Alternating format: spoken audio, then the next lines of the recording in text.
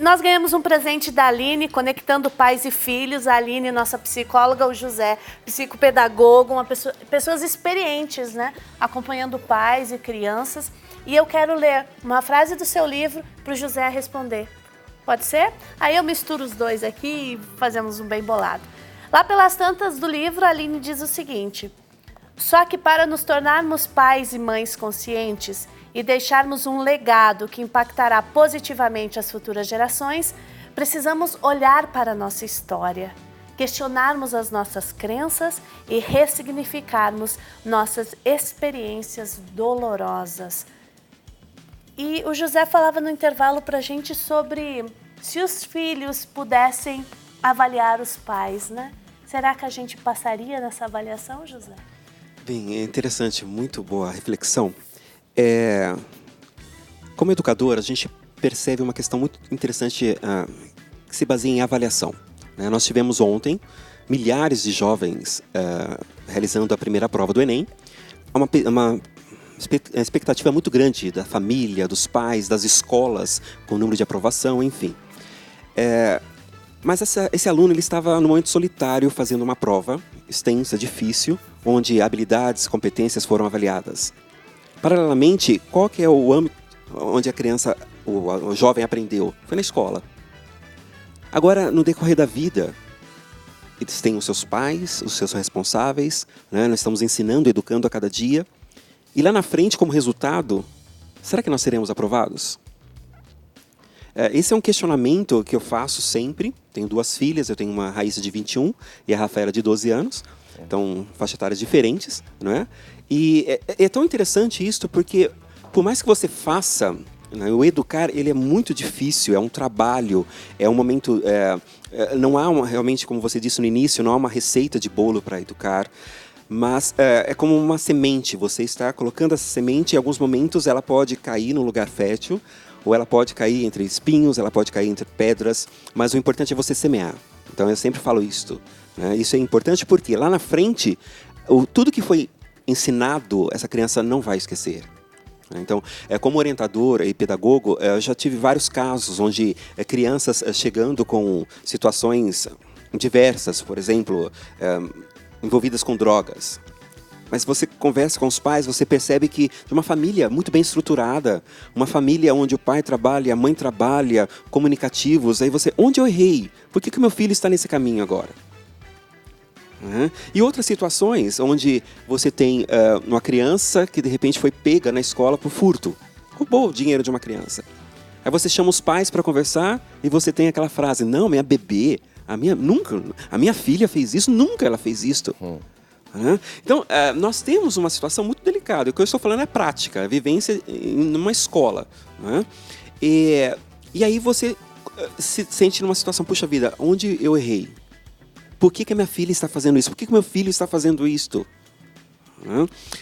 Primeiro, nós devemos perceber que a criança, ela tem esse processo de desenvolvimento, ela vive, nós fomos feitos para vivermos em sociedade, um com o outro. Então a escola tem essa função de facilitar, de ajudar e orientar a criança a se socializar, né? A respeitar o próximo, a respeitar as diversidades, respeitar, não é? Essa questão toda. Isso desde os pequenininhos lá na creche. Não é? E a família tem a mesma posição, a mesma postura. Mas o que a gente percebe hoje como educador é que não há um diálogo.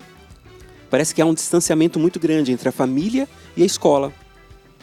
Então, por exemplo, você tem uma sala de aula, que eu já tive várias experiências de gêmeos. Né? Gêmeos.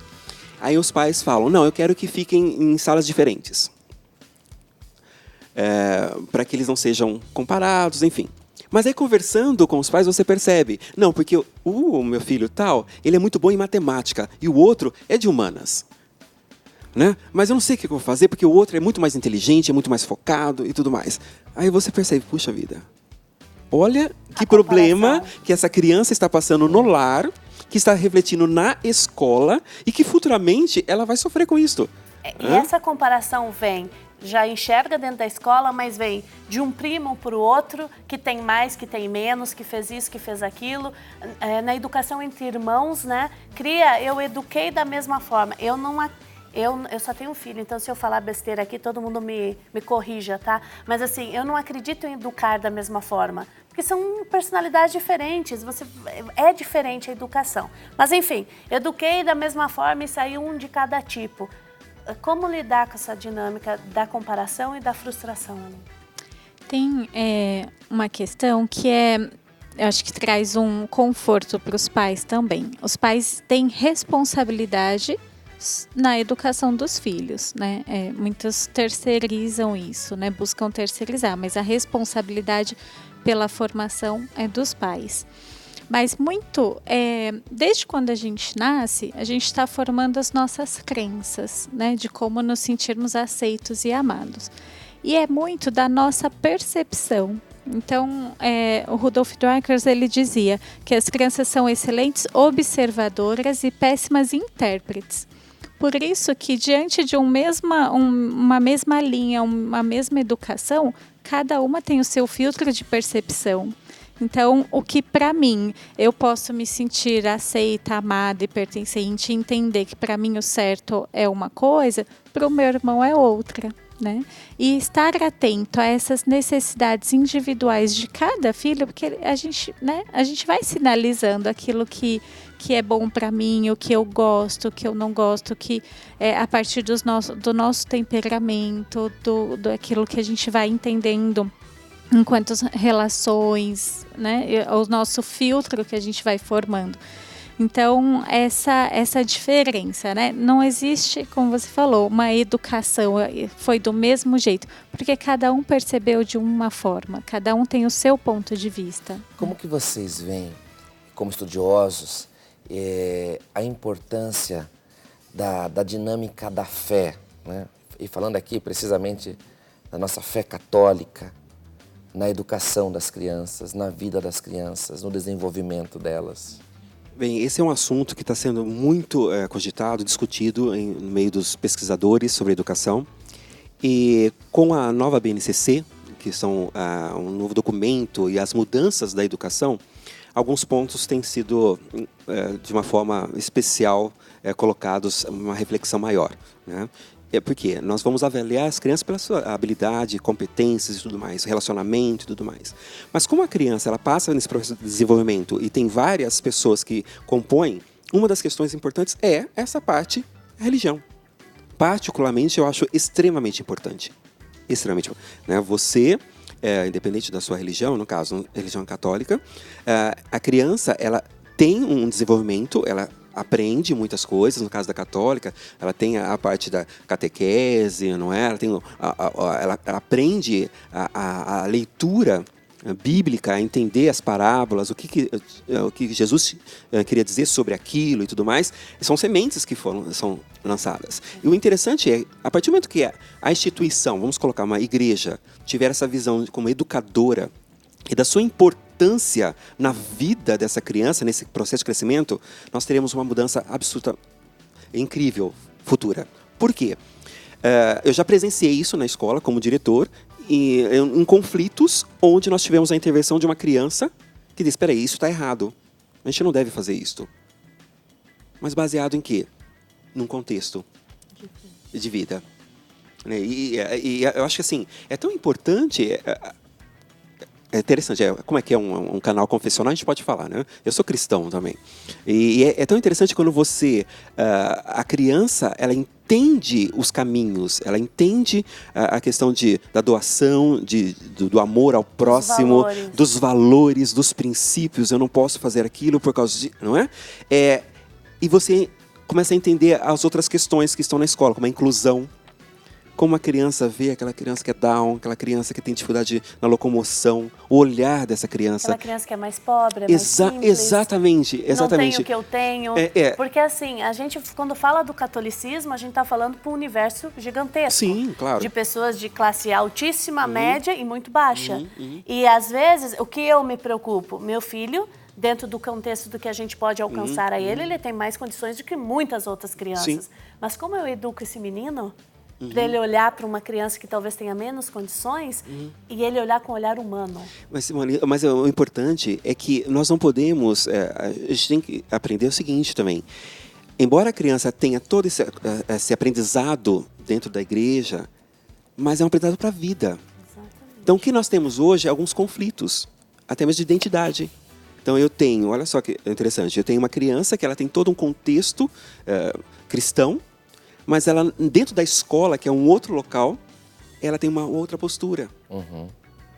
Percebe? Ela não consegue praticar aquilo tudo. Ela tem outra postura. Então, de repente, eu sempre falo, né? Alguns pais vêm conversar comigo. Não, eu conheço muito bem meu filho. Aquele diálogo, eu conheço a minha filha e tal. Aí eu sempre falo, qual é a minha fala? Você conhece quando está no teu colo. Ele começou a andar, você já não conhece mais. Né? Por exemplo, acho que você já passou por isso. Na criança, ela come alguma coisa na escola, mas ela não come em casa. Ela tem uma atitude na escola, mas não tem em casa. Então, é interessante esses setores que trabalham com a educação e o bem-estar da criança, que possa motivar a criança. Olha, na escola, como que você... E que possam dialogar, né? Sim. Porque, Aline, só para a gente já encerrar que estamos no nosso horário, mas essa dimensão da fé, você também como uma pessoa cristã, assim como o José, né? E valoriza muito isso, ela precisa nos unificar, ela não pode nos diluir, né? Ela não pode fazer com que a gente crie múltiplas facetas, mas que a gente seja um em todos os ambientes, né? Sim, e aí vai dessa construção da identidade, né? A criança pequena, ela ainda não tem essa flexibilidade, né? De aqui eu posso assim, ali. Então ela é inteira, né? Ela vai fazer, ela é do jeito que ela é em todos os lugares, as crianças menores. Conforme ela vai se desenvolvendo, ela vai entendendo que aqui eu posso fazer tal coisa, aqui não, né? Mas uma coisa que eu queria falar, eu faço parte das equipes de Nossa Senhora e uma das atividades enquanto equipistas, a gente tem o dever de sentar-se, né? Que é essa reunião do casal junto com Jesus para ter esse bate-papo, né? Esse alinhamento. E na disciplina positiva, uma das ferramentas é a reunião de família.